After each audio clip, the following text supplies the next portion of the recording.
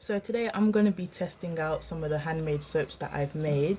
I'll be starting with my favorite clay soap, which is made from coconut oil, sweet almond oil and ylang-ylang.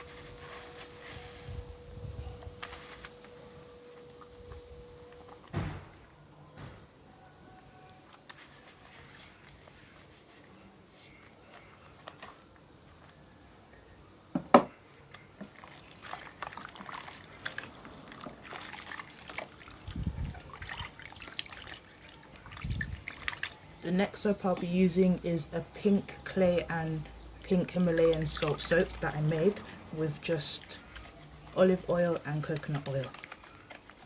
It lathers up very quickly and the lather is very moisturising and bubbly.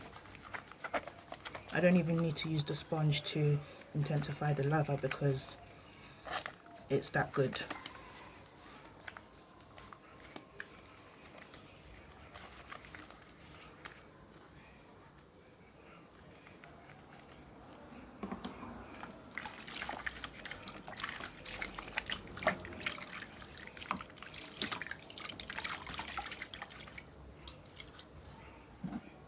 Next is my green tea and West African Shea butter soap, made with a lot of olive oil and a little bit of coconut oil.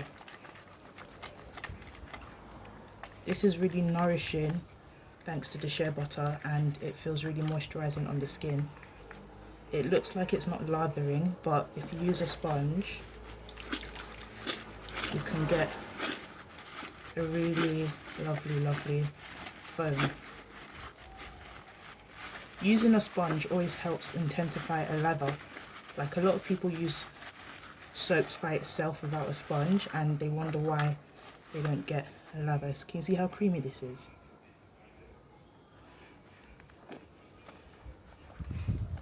It's very rich.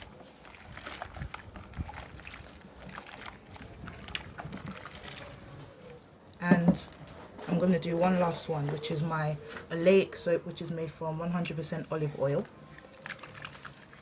Olive oil soaps are known not to really produce a strong, thick lather, but they're very nourishing, but quite poor on the cleansing side. To be honest, you don't even need a lather to get a good cleanse. This is good for, like, if you've got eczema or any like dry skin conditions. With a sponge you can get a really nice lather. Can you see? Olive oil soaps are known to be quite sticky. I don't know why, but that's the nature of olive oil soaps. I really like olive oil soaps because they're so simple, basic and nourishing and healing for skin. Can you see how creamy it is? So thanks guys for watching. That will be all today.